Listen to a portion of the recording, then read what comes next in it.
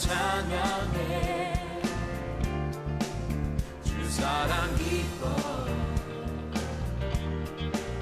말로 다 못하네 주 앞서가며 길을 만드시네. 학창시절 제가 봤던 영화 중에서 가장 마음 깊이 여운을 남긴 영화가 한 편 있습니다. 제58회 아카데미 8개 부분을 석권한 아마데우스라고 하는 영화입니다. 이 영화는 위대한 음악가인 모차르트의 일생을 다룬 영화이지요. 모차르트가 황제의 초대를 받아 즉흥 연주를 하면서 자신의 천재성을 드러내자 황제를 비롯한 많은 대중들의 환호를 받기 시작합니다. 그 장면을 비통하게 쳐다보는 한 사람이 있습니다. 모차르트의 천재성이 드러나면 드러날수록, 모차르트의 인기가 하늘을 찌르면 찌를수록 더욱더 비통한 모습으로 그 장면을 쳐다보는 그 한 사람, 바로 궁중음악가였던 안토니오 살리에르라고 하는 사람이었습니다. 제가 이 영화를 보면서 깊은 여운이 남았던 이유는 살리에르가 마치 저와 같았기 때문입니다.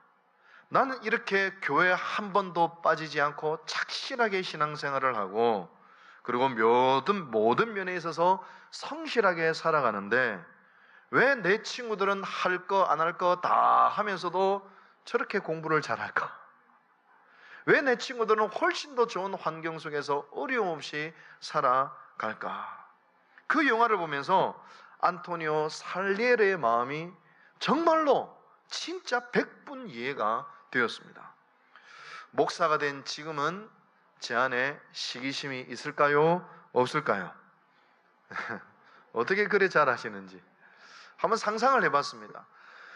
우리 교회 옆에 어떤 목사님 한 분이 개척을 하여서 너무 인품도 훌륭하시고 설교도 잘하셔서 울산에 있는 교인들이 구름대같이 바로 옆에 교회에 몰리고, 심지어 우리 교인들도 슬슬 빠져나가서 그 교회에 출석한다 했을 때 제 마음이 평정할까요? 뭐가 부글부글 끓어오를까요?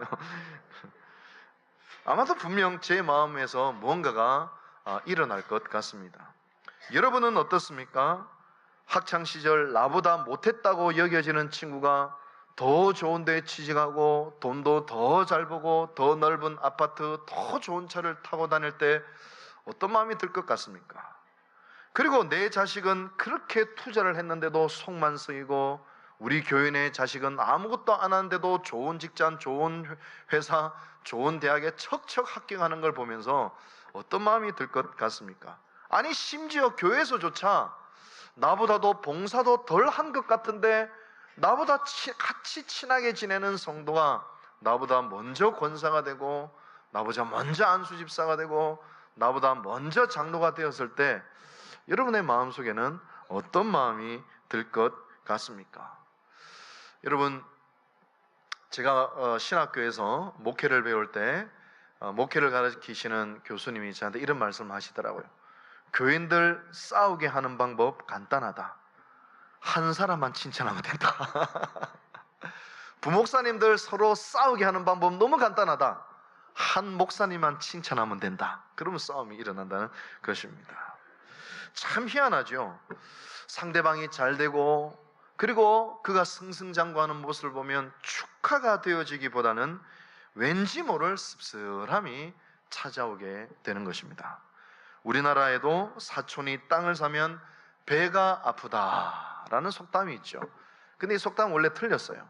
사촌이 땅을 사면 밥 얻어 먹는다. 콩고물이 떨어진다. 이렇게 건강하게 속담을 만들면 될 터인데, 사촌이 땅을 사면 배가 아프다라는 속담이 있습니다. 이렇듯이 가까운 친구나 잘 아는 동료가 잘 되면 기쁘기보다는 이상하게 우울해지고, 겉으로는 축하를 해도 마음 깊은 곳에서는 쓰라린 쓴물이 올라오는 것이 사실 우리의 마음입니다. 도로시 세이어즈라는 사람은 시기에 대하여서 두 가지로 정의를 내렸습니다. 가지지 못한 자들이 가진 자들에 대하여 느끼는 감정, 그리고 친구의 행복해하는 모습을 보기 싫어하는 감정. 성경의 잠언 기자는 시기에 빠져 우울하고 쓰린 상태에 대해서 이렇게 표현합니다. 시기는 뼈를 썩게 하느니라. 잠언 14장 30절의 말씀이죠. 오늘 성경 본문에는 시기라는 죄 때문에 인생 전체가 뒤틀리고 파괴되어 버린 그 한 사람을 소개하는데 이스라엘의 초대 왕이었던 사울입니다. 사울에게는 다윗이라는 충직한 부하가 있었습니다. 다윗이 골리앗을 죽이고 블레셋을 무찌르고 개선 장군이 되어 돌아오자 국가의 명운이 달린 전쟁에서 승리를 쟁취한 다윗을 향하여 온 백성들이 칭송하기 시작합니다. 근데 칭송하는 방법이 조금 잘못됐어요. 어떻게 칭송을 했느냐? 7절 말씀을 같이 한번 읽어볼까요? 7절 시작. 여인들이 뛰놀며 노래하여 천천히요 다윗은 만만이로다 한지라. 여러분, 참 이 여자들이 좀 철이 없어요. 아니, 왕을 먼저 높여야지. 아무리 다윗이 잘해도 찬물도 아래 위가 있지. 왕을 먼저 높여야죠.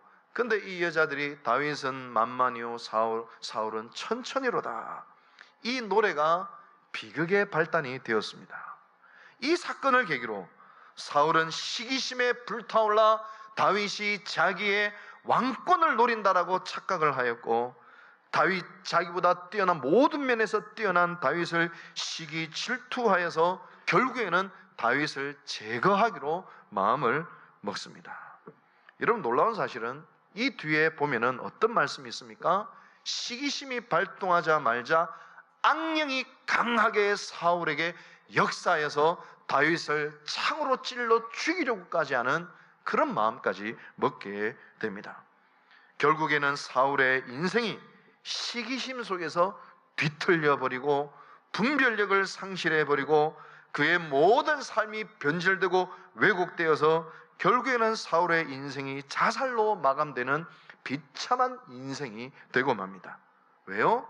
시기심이 발단이 되었습니다. 오늘 이 시간에는 시기란 어떤 죄일까? 그리고 이 시기의 열매는 무엇이며 이 시기를 우리가 어떻게 넘어설 수 있을까? 이 세 가지를 여러분들께 말씀드리고자 합니다. 우선은 시기란 어떤 죄일까요? 위대한 문학인, 고전 문학인 단테의 신곡에 보면 시기의 죄목으로 형벌을 치르는 사람이 이렇게 고백을 합니다. 나는 지상에 있을 때 늘 내가 가진 행복을 즐기는 것보다 다른 사람이 비통해하는 것을 더 즐겼지요. 이상하지 않습니까? 시기란 죄는 무엇입니까? 내가 가진 행복에 감사하고 그것을 즐기는 것이 아니라 오히려 다른 사람의 불행을 더 즐겼다. 시기란 죄는 다른 사람의 행복에 대하여 슬퍼하고 불행에 대하여 기뻐하는 죄라는 것입니다. 물론 겉으로는 그 속내를 드러내지 않지만 마음의 중심 속에서 그러한 감정이 스멀스멀 올라오고 있다는 것입니다. 중세 교부인 토마스 아퀴나스 역시 시기의 죄에 대하여 이렇게 정의를 내렸습니다. 다른 사람의 행복을 슬퍼하는 것, 그리고 남의 불행을 기뻐하는 것. 그런데 이 시기는요, 매우 독특한 특징이 있습니다. 여러분, 내가 잘 알지 못하는 서울의 온누리교회 권사님을 시기하는 분 계십니까? 저 멀리 있는 사람을 시기하는 것이 아니에요. 언제나 시기는 바로 내 옆에 있는 사람, 나와 가장 가까이 있는 사람, 친한 사람, 동료, 형제, 가족, 같은 교우들, 그들이 나의 시기의 대상이라는 것입니다. 여러분, 질문합니다. 제가 행복한 게 기쁘세요? 안 입고 오세요? 제가 지질이 궁상맞고 고생하는 것이 이상하게 좋으세요? 아니면 안타까우세요? 또 질문하겠습니다. 지금 내 옆에 있는 성도가 나보다 먼저 권사가 되고 안수집사가 되고 장로가 되는 게 좋으세요? 이상하게 씁쓸하세요? 장로 된 분 말고요. 근데 저는 그 고백이 또 믿음의 고백이다, 저는 그렇게 생각이 되어집니다. 시기는 다른 이의 행복이 나의 불행이요, 다른 이의 불행이 나의 행복이 되는 아주 뒤틀리고 비뚤어진 병든 영혼이 양산하는 그런 죄인 것을 볼 수가 있습니다. 그렇다면 시기는 어떤 죄의 결과를 가져올까요? 우선은 내 삶이 파괴돼요. 내 삶이 비참해져요. 왜냐? 9절의 말씀을 보면 이런 말씀이 있습니다. 같이 읽어볼까요? 시작. 그날 후로 사울이 다윗을 주목하였더라. 이 영어 성경을 보면 jealous eye라고 되어 있어요. 시기하는 눈으로 사울을 계속 보고 있는 것입니다. 셰익스피어는 이 시기를 녹색 눈의 저주, 이 눈의 죄라고 이야기를 했어요. 어떤 눈으로 계속 보느냐? 녹색 눈이에요. 왜 녹색이냐? 녹색의 덜 익은 과일을 먹으면 씁쓸하지 않습니까? 그런 씁쓸한 눈으로 보는 거예요. 또 고양이가 쥐를 향하여 쥐를 탁 잡으려고 할 때 그 눈이 녹색으로 변한대요. 그것처럼 시기에 빠진 사람은 상대를 넘어뜨리려고 하고 골몰하고 거기에 묶여서 그것을 주목하고 있어요. 다시 말하면 하나님께서 우리를 향한 창조적이고 아름답고 그리고 비전과 하나님의 꿈에 대하여 나아가는 것이 아니라 나의 시기의 대상을 향하여 주목하고 묶여있는 그런 모습을 보여주고 있는 것입니다. 비교의식과 파괴적인 생각 속에서 씁쓸함을 곱씹으며 그것을 주목하고 있는 것입니다. 사무엘하 24장을 보면 사울이 얼마나 어처구니 없는 짓을 하는지 잘 나와 있습니다. 사울이 블레셋과 전쟁을 치르고 있었어요. 그런데 참모델에 의하여서 정보가 하나, 고급 정보가 들어옵니다. 다윗이 옆에 있습니다. 사울이 어떻게 하는지 아세요? 그 국가의 운명이 담겨있는, 걸려있는 그 전쟁을 중지해버리고 전쟁하다 말다 다윗을 잡으러 갑니다. 그렇게 어처구니 없는 짓을 하는 거예요. 시기심에 사로잡혀서 앞뒤 분간을 못 해버리는 거예요. 오히려 나라가 패망할 때 패망하더라도 이 시기심에 사로잡혀서 다 다윗을 죽여버리겠다는 것입니다. 얼마나 어처구니 없습니까? 이처럼 시기심이 깊어지게 되면 상대의 웃음을 거두기 위하여서 내가 피해를 당하는 것도 마다치 않게 되는 것입니다. 사울처럼 말이죠. 또 시기심의 죄는 다른 사람의 삶도 파괴를 합니다. 상대에게 어떤 해악을 가한 적도 없는 그 한 사람이 단지 시기심의 대상이 되었다는 이유만으로 자기도 모르는 함정에 빠져버려요.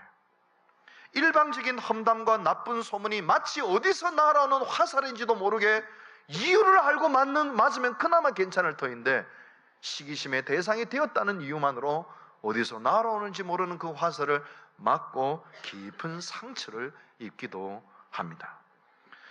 여러분, 성경을 가만히 보니요, 이 시기심의 죄가 얼마나 무서운 죄인지 제가 발견할 수 있었어요.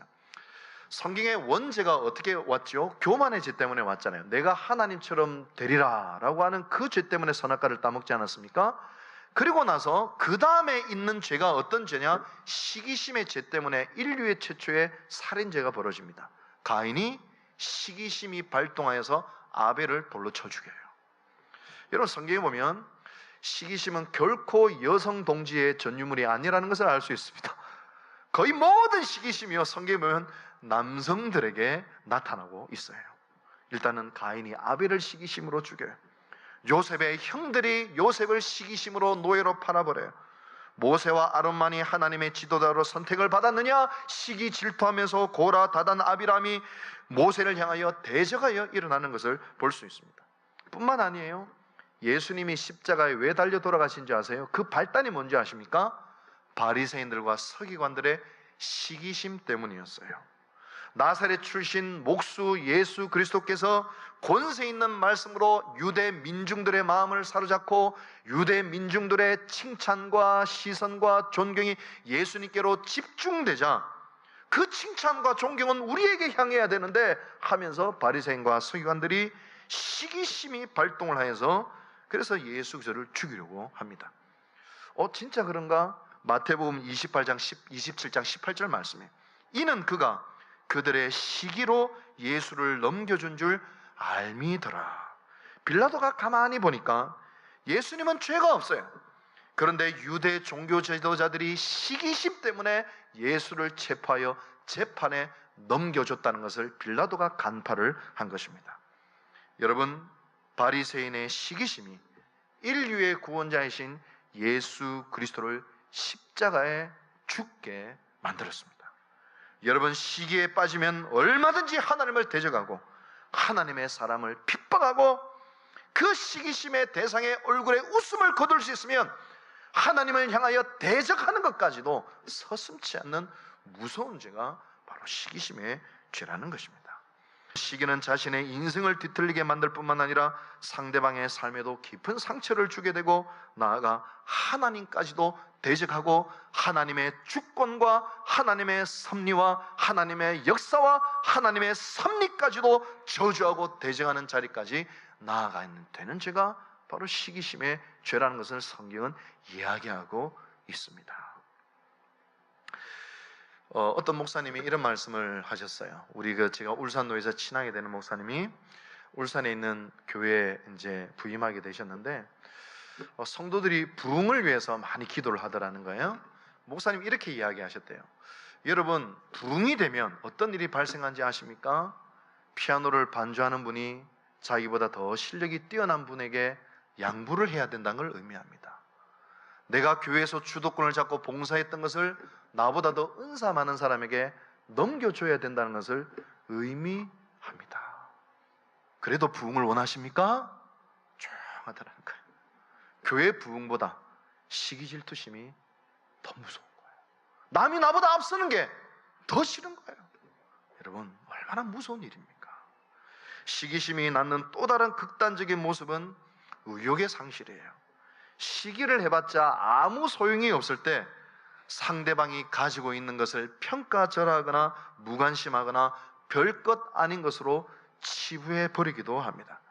시기심은 굉장히 악하고 강력한 에너지를 발산시키는데 그 시기심을 부려도 어쩔 수 없을 때는 그 에너지가 급거에 소멸하면서 무기력하고 냉소적이고 무관심하고 나태해져 버리는 상태로 극단적으로 나아가기도 합니다. 교회 안에서 시기심의 극단적인 모습은 영적인 나태함과 무관심과 냉소와 부정적인 말로 나타나게 되어 있습니다. 그 영적인 뿌리를 깊이 직시하고 이것을 하나님께 가져나가 기도하지 않으면 나도 너도 공동체도 큰 고통과 뒤틀림 속에 있을 수밖에 없다는 것입니다. 그렇다면 이 시기를 도대체 우리가 어떻게 극복할 수 있을까요? 무엇보다도 제가 어떤 책을 읽는데 그 책에 어떤 그 고신대 교수님이 쓰신 책이셨어요. 이 시기심을 어떻게 극복할까? 가십을 하지 마라. 가십이나 한담이죠. 그런 가십성 이야기들을 주고받지 말라는 거예요. 서로. 한마디로 부정적인 말은 입 밖에도 내지 말라는 것입니다. 잠언 6장 12절은 불량하고 악한 자는 구부러진 말을 하고 다니며 라고 되어 있습니다. 시기심을 가진 입술은 부정적인 말과 구부러지고 삐딱한 말을 달고 다닙니다. 시기심을 가진 눈은 녹색 눈이 되어 다른 이의 단점을 기가 막히게 찾아내고 장점마저 단점으로 변화시킬 수 있는 언어의 실력이 있습니다. 그리고 상대방의 부름과 곤욕을 즐거워하고 상대방의 행복과 형통에는 씁쓸해하는 것입니다. 이 시기의 죄가 정말 고치기 힘든 것은 부정적인 말을 하고도 이것이 정의롭고 바른 말이라고 철석같이 믿고 있습니다. 우리가 해야 할 말은 하나님의 마음입니다. 우리가 해야 될 마음은 하나님의 소망이요, 하나님의 꿈이요, 우리가 해야 될 말은 하나님의 기대입니다. 이것을 말하는 것입니다. 둘째로 나의 나됨을 인정해야 합니다. 시기 질투심은 자기의 아름다움과 자신의 장점과 자신을 향한 하나님의 은혜를 알 때 해소가 되어집니다. 어릴 때부터 사랑을 많이 받고 자란 분들은 마음에 여유가 있어요. 그런 분들의 특징은요, 다른 사람과 비교하거나 경쟁하거나 이겨먹으려고 하거나 그러지 않아요. 다른 이들이 기뻐할 때 기뻐할 줄 알고 힘들어할 때 같이 힘들 수 있는 공감의 능력, 그 마음의 쿠션과 여유가 있는 것을 보게 됩니다. 그런데 어릴 때부터 상처를 많이 받고 사랑을 많이 받지 못한 분들은 끊임없이 경쟁하려고 합니다. 끊임없이 비교하려고 합니다. 끊임없이 올라가려고 합니다. 올라가지 못할 때는 비참해야 합니다. 나로서 사랑받는 존재라는 사실을 인식하지 못합니다. 그러나 기억하십시오. 하나님은 우리를 사랑하셨을 때, 죄인 되었을 때에 우리를 사랑하셨습니다. 내 영혼이 메말라 있고 허기져 있고 어릴 때 많은 상처와 건강한 사랑을 받지 못했다 하더라도 내가 얼마나 하나님의 태산과도 같은 은혜와 무한대한 사랑을 받은 존재인가를 깨달을 때 그 영혼은 풍성해지고 여유로워질 수 있습니다. 언젠가 다 사라질 세상의 기준으로 다른 사람과 비교하면서 비참해지고 비참하면서 시기 질투하고, 그것이 아니라 영원한 하나님의 가치 속에서 하나님의 사랑을 한껏 받아 누리고 나에게 주신 은혜를 알고 그 사명과 은사에 집중하며 살아가는 사람이 시기를 극복할 수 있습니다. C.S. 루이스가 이런 말을 했어요. 성도들이 누릴 참된 영광은 무엇이냐? 하나님이 알아주시고 하나님이 인정해 주시는 것이다. 그것이 성도들이 누릴 참된 자존감이요 참된 기쁨이다라고 C.S. 루이스는 이야기를 했습니다. 여러분, 나에게만 주신 은사, 나에게 주신 은혜, 나에게 주신 하나님의 사랑, 그것에 집중하라는 것입니다. 마지막으로 시기를 물리치는 궁극적인 힘은 사랑입니다. 여러분, 어머니는요 자식을 시기하지 않습니다. 초등학교 밖에 안 나온 어머니라 하더라도 자식이 서울대학교를 가면 그렇게 기뻐합니다. 나는 못 먹어도 자식이 맛있는 걸 먹으면 그렇게 행복해합니다. 사랑 때문이겠지요. 여러분, 고린도 교회에는 많은 은사들이 있었어요. 별의별 은사들이 많았습니다. 그러나 바울파, 아볼로파, 베드로파, 그리스도파로 나누어서 서로 시기하고 분열이 일어났습니다. 그런 시기 질투로 가득한 고린도 교회를 향하여서 사도 바울은 고린도전서 13장에서 사랑에 대해서 설파를 합니다. 그 중에 하나가 무엇이냐? 사랑은 시기하지 아니하며 라고 말을 했습니다. 토마스 아퀴나스는 사랑은 친구가 잘 될 때 기뻐하고 넘어질 때 마음 아파하는 것이다 라고 이야기를 했습니다. 사랑한다는 것은 그 사람 자체가 좋은 거예요. 장점도 단점도 다 품어 안을 수 있는 사랑입니다. 주님의 사랑이 그러하셨습니다. 우리 주님의 사랑의 수준은 폐역하고 불의하고 부끄럽기 짝이 없는 우리를 위하여 대신 죽어주신 사랑이셨습니다. 그러므로 주님을 영접한 사람은 그러한 동일한 사랑이 그 안에 거하고 있습니다. 제 안에, 여러분들의 심장 안에 그 사랑이 숨겨져 있습니다. 단테의 신국을 보면 연옥이 나와요. 물론 연옥은 천국과 지옥 사이에 있는 게 연옥인데 개신교 신학에서는 인정하지 않습니다. 그래도 문학 작품이니 말씀드리겠습니다. 연옥에서 죄인들이 시기의 죄를 벗어나는 순간 천사의 노래소리가 들려옵니다. 긍휼히 여기는 자는 복이 있고 시기를 극복하는 자는 행복한 자로다. 단테가 여기에 대해 이렇게 설명을 덧붙입니다. 하늘의 긍휼과 사랑을 맛본 사람만이 그 힘으로 친구를 긍휼히 여기고 사랑할 수 있으며, 친구를 긍휼히 여기고 사랑하는 자가 시기를 극복하고 행복의 복을 누리게 된다. 그렇게 이야기를 했어요. 시기하는 자는 사랑할 줄 모르는 사람입니다. 사랑은 무엇입니까? 하나님이 사랑입니다. 시기하는 자는 하나님을 모르는 자입니다. 그러므로 사랑하는 자는 로마서 12장 15절이 가능케 하는 사람입니다. 즐거워하는 자들과 함께 즐거워하고 우는 자들과 함께 울라. 제라드 리드라는 신학자는 시기란 친구의 성공에 대해 결코 기립박수를 제한하는 법이 없다. 거꾸로 이야기하면 친구를 사랑하는 자는 시기를 벗어날 때 벗어나 친구를 사랑하는 자는 친구를 위하여 기립박수를 쳐줄 수 있다는 것입니다.